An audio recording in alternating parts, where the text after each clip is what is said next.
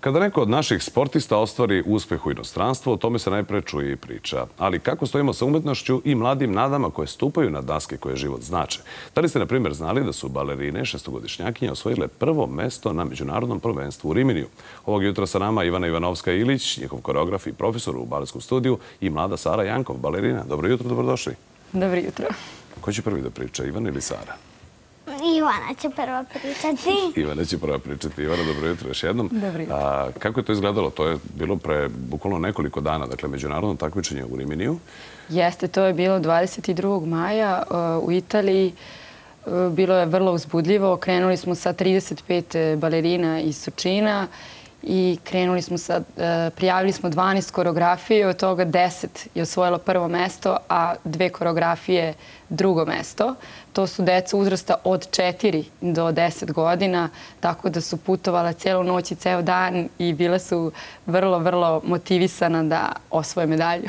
Ovo dva mesta ste u stvari prepustili da bi prosto da ne bi bilo sumnje, kao evo, kao dali smo sve ovim.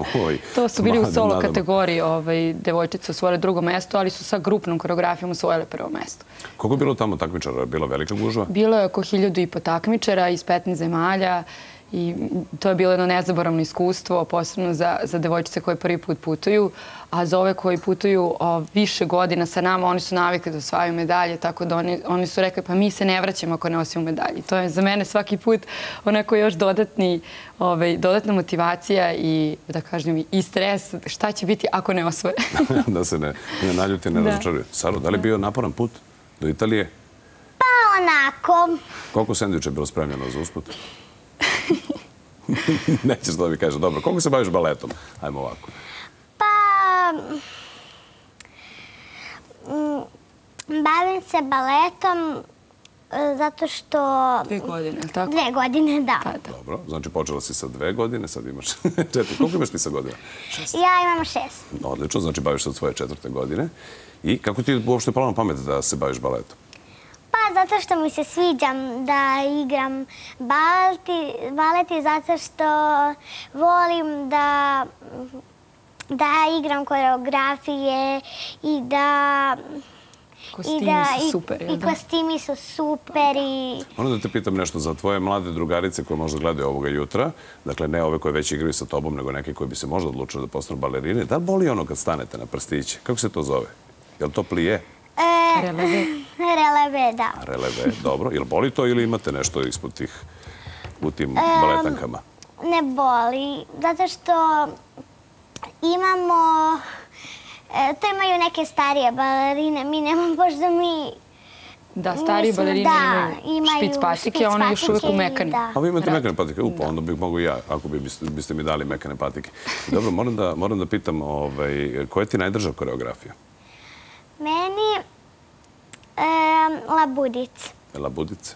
Super. A koja je bila pobednička koreografija? Dakle, imali smo 12, 10 su osvojile prvo mesto. Jeste. Jer među njima Labudica? Jeste, Labudica osvojila prvo mesto i španska igra u kojoj je igrala Sara. Sjajno. A ove starije devojčice su osvojile sa koreografijom Sirene i imamo Zvezdice i Tarantelu i oni su osvojili prvo mesto. Sjajno. Samo da pitam nešto. Dakle, art studio koji vi vodite postoji koliko dugo i koliko je do sada devojčica prošlo kroz te studije? Art studio u Surčinu postoji 5 godina, a imamo i studio u Vršcu koji postoji 15 godina.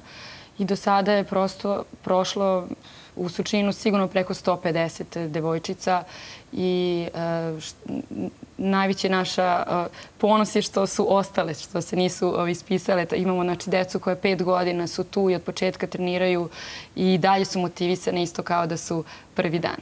A kažem, svake godine se trudimo da idemo na takmičenja jer mislimo da su takmičenja nekako najveći pokazatelj onoga šta mi radimo u stvari na času i mislim da je to dodatna motivacija da deca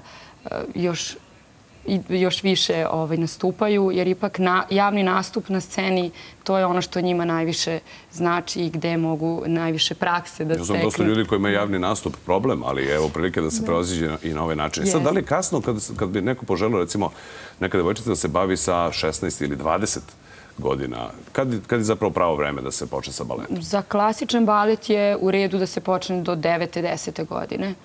A za neke moderne plesove može i kasnije. Naravno, pričamo za profesionalno bavljanje, a što se tiče amaterskog bavljanja, može kad god. Ja poznajem žene koje imaju 36 godina i koje prosto idu na balet zato što misle da će tako da doteraju svoju figuru i da imaju bolje držanje. Fali baletan, samo mi recite.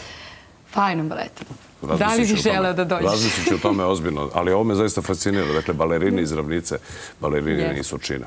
Sara, šta je sledeće? Koncert spremamo naš, imamo 21. na Bojčinskom kulturnom letu, tako da se nadamo... to je tamo lepo u Bojčinskoj šumi, to je fino. Da će doći puno naših drugara i prijatelja i rodbine da pogleda, jer ipak kada se igra na našem terenu, onda imamo najveću motivaciju da se pokažemo u što boljem svetlu. Saro, da li imaš neke fanove? Kako reaguju tvoji drugari, komšije? Pa, super. A nije nešto, ono, ona je umišljena, ona je balerina.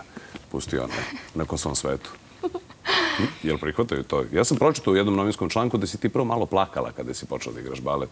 Da je to bilo malo... Pa kad sam bila malo manja. Sad sam navikla i sad mi se to sviđa i sad nikad neću da se ispišem iz baleta. Ja obožavam balet.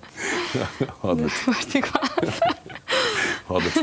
Dakle, imate mjesto za još polaznika, ali tako? Ako ovog jutra neke male balerine gledaju i povedene Sarinim primjerom, mogu da se jave. Dakle, Art Studio i Surčina. Da, imamo utorkom i četvrtkom su termini za naše nove članove od 17 časova, tako da rado ih očekujemo. Super. Saro, je bilo strašno ovo gostovanje? Nije. Reci mi, si gledala onaj ples sa zvezdama što je bio na prvoj? Znaš ko je Kosta Kostjukov? Konstantin Kostjukov? Nisam. Nisi gledala? Ne. Ja mislim da Ivana zna. Uglavnom, on ima običaj da kaže kad neko lepo odigra, bilo atlično, bilo atlično. Baci kosku. Hvala. Želim ti sve najbolje. Vidit ćemo se i na Bojčinskom kulturnom letu. A vi, dragi gledalci, ostanite sa mnom sve do kraja emisije.